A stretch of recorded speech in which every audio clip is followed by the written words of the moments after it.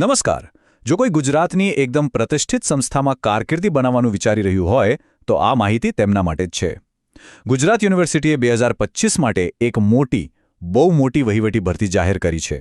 તો ચાલો આ તક વિશે બધી જ વિગતો જાણીએ. તો શરૂઆત કરીએ. આ કોઈ નાની સૂની વાત નથી. આપણે વાત કરી રહ્યા છીએ ગુજરાત યુનિવર્સિટીની, જેને NAC તરફથી A+ ગ્રેડ મળ્યો છે. અને આ જ યુનિવર્સિટીએ જુદા જુદા વહીવટી પદો માટે ભરતી બહાર પાડી છે. સાચે જ આ તક જવા દેવા જેવી નથી. ઓકે, તો આખી પ્રોસેસને બરાબર સમજવા માટે આપણે શું જોવાના છીએ? પહેલાં તો આ તક કેટલી મોટી છે એ સમજીશું. પછી કઈ જગ્યાઓ ખાલી છે એ જોઈશું. અરજીની તારીખો અને પ્રોસેસ શું છે. અને હા, કેટલાક ખાસ નિયમો પણ જાણીશું, જેથી અરજી કરવામાં કોઈ ભૂલ ન થાય. તો ચાલો પહેલા મુદ્દા પર આવીએ. આ તક કેટલી મોટી છે? એક વાત સમજી લેજો, આ કોઈ નાની મોટી ભરતી નથી. આ એક બહુ મોટી ભરતી ઝુંબેશ છે, જે ઘણા લોકોની કરિયરને એક નવો વળાંક આપી શકે છે. અને જુઓ, આ ભરતીની સૌથી સારી વાત શું છે ખબર છે? અહીં લગભગ દરેક માટે કંઈક ને કંઈક છે. ભલે કોઈ હમણાં જ ગ્રેજ્યુએટ થયું હોય કે પછી કોઈ અનુભવી પ્રોફેશનલ હોય, જુદા જુદા વિભાગોમાં અને અલગ લેવલ પર ઘણી બધી ભૂમિકાઓ છે. ચાલો હવે સૌથી અગત્યના સવાલ પર આવીએ, જેની બધા રાહ જોઈ રહ્યા હશે કે ભાઈ જગ્યાઓ કઈ છે. ચાલો હવે એકદમ વિગતમાં જોઈએ કે કયા પદ માટે અરજી કરી શકાય છે. જરા નંબર પર ધ્યાન આપો. 84. શું છે આ આંકડો?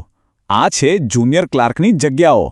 હા, એક જ પોસ્ટ માટે પૂરી 84 vacancy.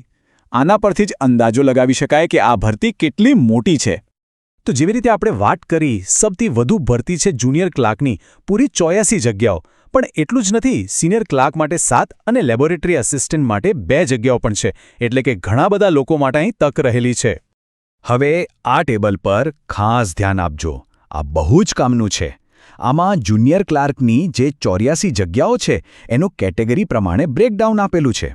General category, SCBC, ST, EWS, SC બધા માટે કેટલી સીટો છે અને એમાં પણ મહિલાઓ માટે કેટલી સીટો અનામત છે, એ બધી જ વિગતો અહીં સ્પષ્ટ જોઈ શકાય છે. અને એવું બિલકુલ નથી કે આ ભરતી માત્ર એન્ટ્રી લેવલ માટે જ છે. અહીં registrar, director, chief account officer જેવા ખૂબ જ સિનિયર અને જવાબદારીવાળા પદો માટે પણ અરજીઓ મંગાવવામાં આવી છે. જે અનુભવી લોકો છે એમના માટે આ એક સુવર્ણ તક છે. અને હા, એક બહુ જ મહત્વની વાત, દિવ્યાંગ ઉમેદવારો માટે પણ અલગથી જગ્યાઓ નક્કી કરવામાં આવી છે. આમાં ડેપ્યુટી રજિસ્ટ્રાર, પ્રોગ્રામર અને જુનિયર ક્લાર્ક જેવી પોસ્ટનો પણ સમાવેશ થાય છે. આ બતાવે છે કે યુનિવર્સિટી બધાને સમાન તક આપવા માંગે છે. ઓકે, તો હવે વાત કરીએ સૌથી પ્રેક્ટિકલ અને અગત્યની વસ્તુઓની, એટલે કે તારીખો અને ફી. આમાં ભૂલ થવી જ ના જોઈએ, કારણ કે અહીં એક પણ દિવસની ચૂક મોંઘી પડી શકે છે. આ તારીખો મગજમાં બરાબર ફિટ કરી લેજો. ઓનલાઈન એપ્લિકેશન શરૂ થશે 29 ડિસેમ્બર 2025થી અને ફોર્મ ભરવાની છેલ્લી તારીખ છે 13 જાન્યુઆરી 2026 સાંજે 5 વાગ્યા સુધી. ફી ભરવાની છેલ્લી તારીખ પણ એ જ છે. સલાહ એ જ છે કે છેલ્લી ઘડી સુધી રાહ ના જોવી. હવે ફીની વાત કરીએ તો આ એપ્લિકેશન ફી નોન રિફંડેબલ છે, એટલે કે પાછી નહીં મળે. જનરલ કેટેગરીના ઉમેદવારો માટે છે ₹750, જ્યારે SC, ST, SCBC અને EWS કેટેગરી માટે છે ₹500. અને જે દિવ્યાંગ ઉમેદવારો છે એમને કોઈ જ ફી ભરવાની નથી. બરાબર, તો તારીખો અને ફી વિશે તો જાણી લીધું. હવે સવાલ એ છે કે અપ્લાય કઈ રીતે કરવું? ચાલો આખી પ્રોસેસને સ્ટેપ બાય સ્ટેપ સમજી લઈએ, જેથી કોઈ ગૂંચવણ ના રહે. પ્રોસેસ એકદમ સીધી અને સરળ છે. જુઓ, ખાલી 4 જ સ્ટેપ છે. પહેલા યુનિવર્સિટીના રિક્રુટમેન્ટ પોર્ટલ પર જવાનું, પછી જે પોસ્ટ માટે એપ્લાય કરવો હોય એનું ઓનલાઈન ફોર્મ ભરવાનું, ત્રીજું સ્ટેપ ફી ઓનલાઈન ભરી દેવાની, અને છેલ્લે ફાઇનલ સબમિટ કરી દેવાનું. બસ કામ પૂરું. અને અરજી કરવા માટે ક્યાંય બીજે જવાની જરૂર નથી. આ જ ઓફિશિયલ વેબસાઇટ છે. ધ્યાન રાખજો કે આ જ લિંક પરથી અરજી થાય, જેથી કોઈ ગડબડ ના થાય. ચાલો હવે કેટલાક એવા નિયમો જોઈ લઈએ જે જાણવા ખૂબ જ જરૂરી છે. આ નાની વાતો પર ધ્યાન આપવાથી મોટી ભૂલો ટાળી શકાય છે અને અરજી કેન્સલ થવાનો ડર પણ નથી રહેતો. આ 4 વાતો ખાસ યાદ રાખવાની છે.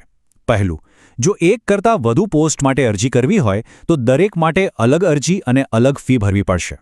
બીજું, કોઈપણ ડોક્યુમેન્ટની હાર્ડ કોપી મોકલવાની નથી, બધું જ ઓનલાઈન છે.